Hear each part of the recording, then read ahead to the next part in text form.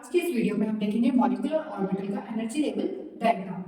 अब इस डायग्राम में हम ये देखेंगे कि किस तरीके से इनका सीक्वेंस रहता है और ये जो एनर्जी है ऊपर की तरफ बढ़ती है और तो जो इलेक्ट्रॉन्स होंगे वो कैसे उनका सीक्वेंस क्या रहेगा मेन तो। और अब हम देखेंगे energy level diagram for molecular orbitals. अब हमने क्या किया था, जो ऑर्बिटल है मिलकर के क्या बना रहे थे, मॉलिक्यूलर ऑर्बिटल बना रहे हैं। पर जो मॉलिक्यूलर ऑर्बिटल बन रहे हैं हमारे, उनका जो सीक्वेंस रहेगा वो कैसा, कम एनर्जी से ज्यादा एनर्जी की तरफ जाएगा और जो इलेक्ट्रॉनिक कॉन्फ़िगरेशन है और जो इलेक्ट्रॉन्स हैं हम उसको क्या करेंगे, फिल करेंगे।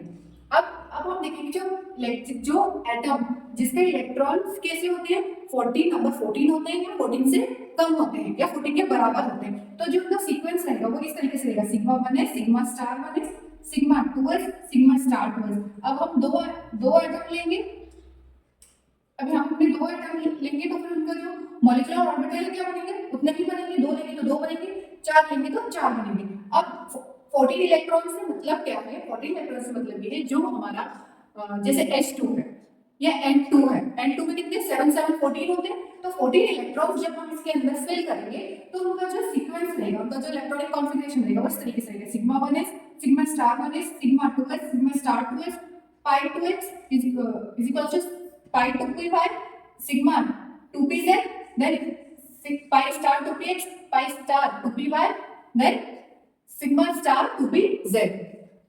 तो ऐसे कैसे रहेगा। अब मैंने यहाँ पर ये दो डायग्राम बनाए हैं।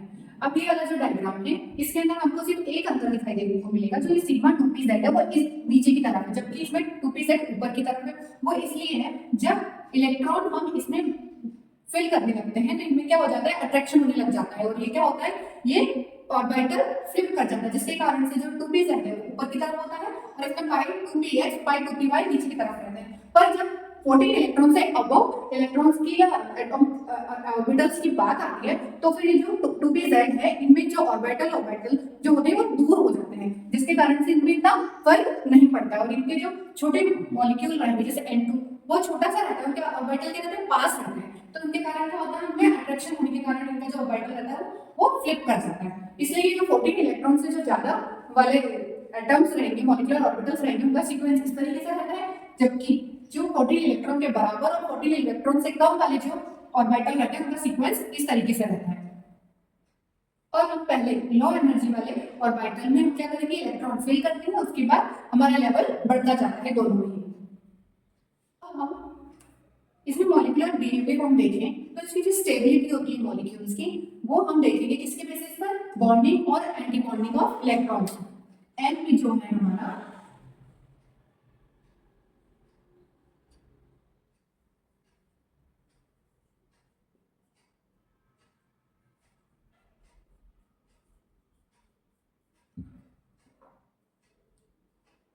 एन पी है जो हमारा number of electrons in bonding molecular orbital, then N है हमारा नंबर ऑफ इलेक्ट्रॉन्स इन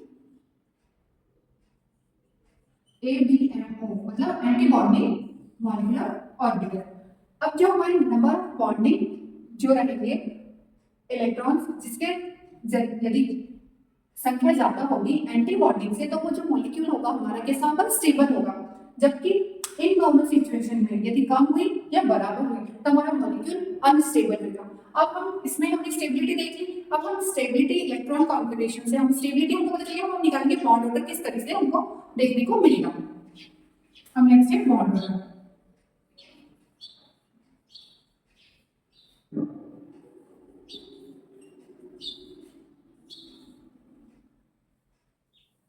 अब बॉन्ड ऑर्डर निकालने का जो हमारा फॉर्मूला रहेगा वो रहेगा 1/2 Nb minus Na, bonding number of bonding electrons minus number of electrons in anti bonding molecular orbital. तो केस 1 रहेगा जिसमें पॉजिटिव हमारा बॉन्ड ऑर्डर पॉजिटिव आएगा जब बॉन्डिंग जो इलेक्ट्रॉन्स होती है उनकी संख्या क्या होनी चाहिए, ज्यादा होनी चाहिए, और इन दोनों के मुकाबले क्या होगा, ये ज्यादा स्टेबल रहेगा, हमने देख लिया ना। तो जो हम बॉन्ड ऑर्डर है वो किसके थ्रू निकालेंगे, 1/2 Nb माइनस Na के थ्रू।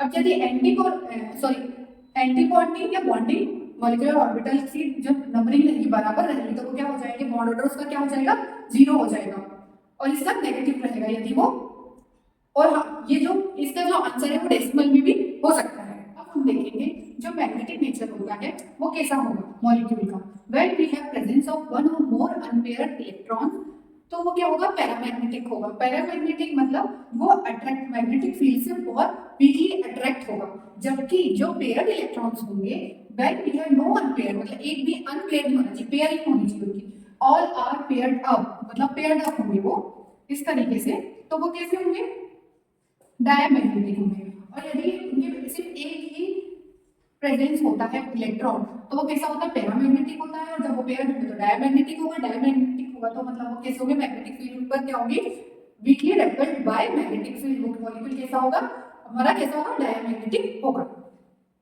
जो डायटॉमिक मॉलिक्यूल होते हैं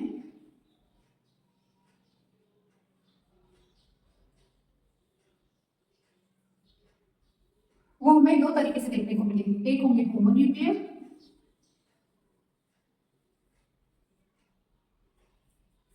दूसरा होगा हमारा हेटेरोन्यूक्लियर।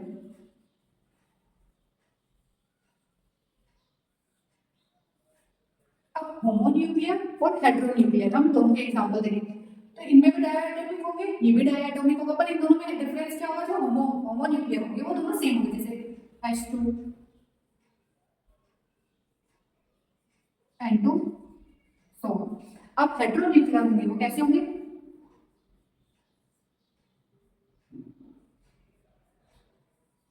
एक्सेट्रा देखेंगे H2 मॉलिक्यूल का जो कि एग्जांपल है होमोन्यूक्लियर डायटॉमिक मॉलिक्यूल का। अब H2 में दो हाइड्रोजन है तो एक हाइड्रोजन इधर एक हाइड्रोजन इधर, जब हम दोनों का मॉलिक्यूलर ऑर्बिटल बनाएंगे एक होगा बॉन्डिंग और दूसरा होगा एंटी बॉन्डिंग। हमने देखा था सिग्मा 1s में सिग्मा स्टार 1s जो कि क्या है एंटी बॉन्डिंग को शो करता है। अब एक इलेक्ट्रॉन हमारा इसमें फिल होगा एक इलेक्ट्रॉन हमारा इसमें फिल होगा, जब हम सबसे पहले क्या लोअर एनर्जी वाले ऑर्बिटल में फिल करेंगे फिर ऐसे करिए इस तरीके से, तो जो हमारा इस तरीके से इलेक्ट्रॉन हमारा फिल होगा। अब हम बॉन्ड ऑर्डर निकालेंगे, अब बॉन्ड ऑर्डर कैसे निकालेंगे 1/2 Nb माइनस N है, तो बॉन्डिंग नंबर ऑफ इलेक्ट्रॉन्स 2 और anti bonding number of electrons 0।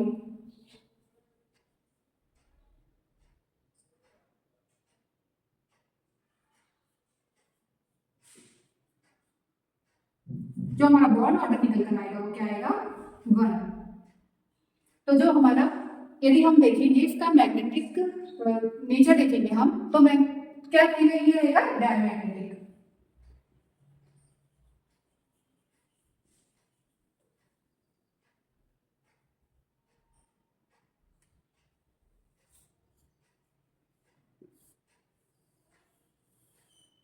इसको H2 पॉजिटिव को हम देखते हैं तो इसमें आगे हम देखेंगे H2 पॉजिटिव, हमने पहले हाइड्रोजन मॉलिक्यूल का देख लिया था, हम देखेंगे H2 पॉजिटिव मॉलिक्यूल का देखेंगे। तो इसमें क्या होगा जो प्लस है मतलब क्या है 1 इलेक्ट्रॉन, तो इसके अंदर क्या होगा सिर्फ एक ही इलेक्ट्रॉन आएगा है ना, तो बॉन्ड ऑर्डर कैसा हो जाएगा यहाँ पर इसका 1, जबकि इसका आंसर आएगा 0.5। और ये मॉलिक्यूल कैसा हो जाएगा फिर हमारा पैरामैग्नेटिक।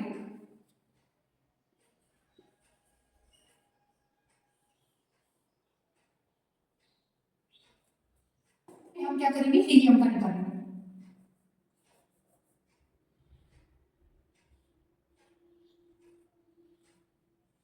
इधर आ जाएगा 1s2 1s2।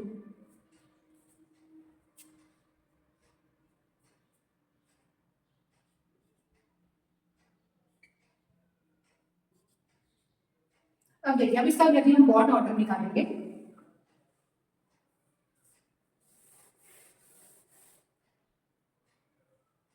तो number of bonding electrons 2 minus number of anti bonding electrons 2, तो हमारा निकल कर आएगा 0, बॉन्ड ऑर्डर 0 आएगा। इसका 0 का मतलब हमारा ये होगा कि ये एग्जिस्ट ही नहीं करता है, यार मॉलिक्यूल डजंट दिस मॉलिक्यूल